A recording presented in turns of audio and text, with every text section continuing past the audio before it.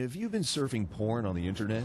Of course not. But if you have, you may have spyware. If your computer is running slow, or you are seeing annoying pop-ups and flashing security alerts, you may have spyware. Spyware can steal your passwords and lead to identity theft. SuperAntiSpyware.com is a free download that anonymously detects and removes spyware, malware, trojans, keyloggers. Super Anti-Spyware is 100% free. Download Super Anti-Spyware from SuperAntiSpyware.com.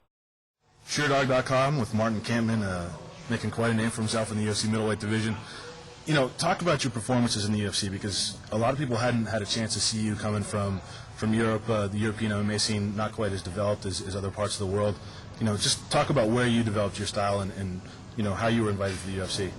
I started, it's a long story, you know.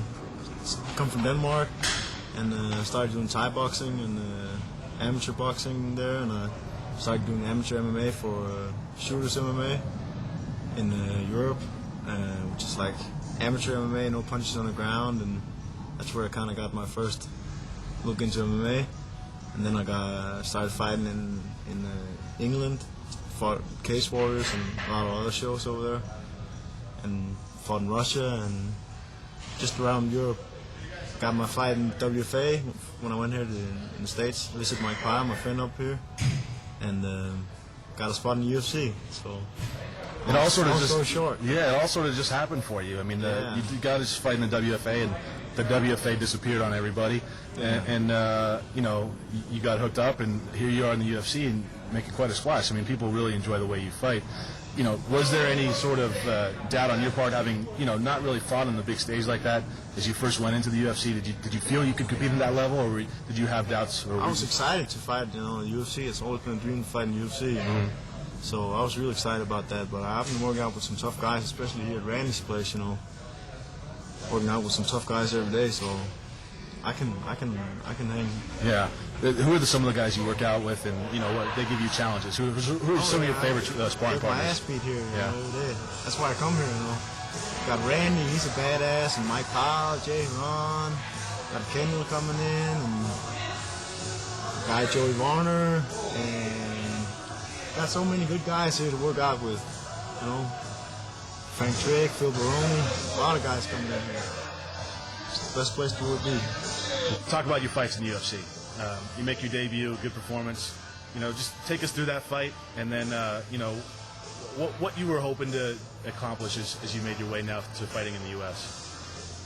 Well, I just want to, you know, keep getting more and more fights, build myself up, you know, make a name for myself in the UFC, and continue to win my fights. You know, that's number one priority. What do you think about the division? There's actually like quite a deal of talent and a lot of guys that you're gonna have to face on your way up. There's a lot of good guys. I'm a small middleweight. I'm considered moving down to 70. I could make that cut, but I prefer to get some weight on and stay in the middleweight position. If I'm going up or down, it's gonna be tough guys, no matter what. Why consider making the move at 70? At 85, you look comfortable. Your size is pretty good, and you're pretty quick there. Why would you make the move down if you did it? Because I can. Yeah. I'll be big at 70. That's, you know, when the level of competition gets so high, and it's, you know, size and strength matters too, you know, and might as well have that advantage too, you know. So, but as long as I'm doing good at 185, I'm going to stay here. But I've definitely considered a lot of times going down to 170 because I can make the cut. The cut's not an issue for you. Some guys drop that much weight and they're not as strong as they were. Or they turn into different fighters. I hardly cut anything for 185. You know, I'm walking around just a little bit over, not much. So maybe that cut is nothing. Yeah. And I got guys working down with me here who's wearing the same as me and fighting 170. So I can make that cut. Yeah, guys like Mike Pyle. Mike Pyle, for example. Yeah. You're fighting Andrew McFedries here. Interesting fighter, and that he just comes to slug. Is that something in an opponent that you like, that sort of matches up with what you bring into the cage? I don't know. He's got heavy hands. I gotta respect those hands because he can hurt me with those hands. And he's got a good chin. I saw that against the Sakara fight. I definitely respect his skills, but I'm just gonna try to mix it up, go in there and punch him back and see how he likes that, you know. Yeah. Sakara was somebody that people talked about as like one of the better strikers. Yeah. And the Fedries, you know, took his strikes and took it to him. You know, how are you envisioning the fight between you two? What do you think's going to happen? planning on winning. You know, knockout or submission, it doesn't matter to me. I just want to win the fight. You know, Sakari was only punching him. I'm going to try to kick him in his head too. You know, see how he likes that. You're a more well-rounded fighter than I think people give you credit for. Are you pretty comfortable on the mat, aren't you? I feel pretty all-rounded. Yeah, I'm working every day, trying to improve my wrestling, trying to improve my jiu-jitsu and stand up too. Still got a lot of stuff to learn. You know. What about the Anderson Silva, who's the champion of the division? What do you make of him? How do you like him?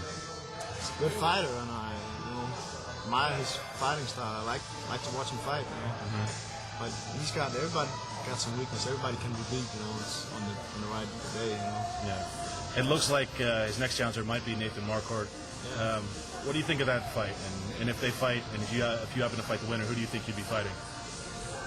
Tough call. I think it's a good fight right there. Nate Marquardt got some good skills too. He's very all around. He got good ground and stand up too.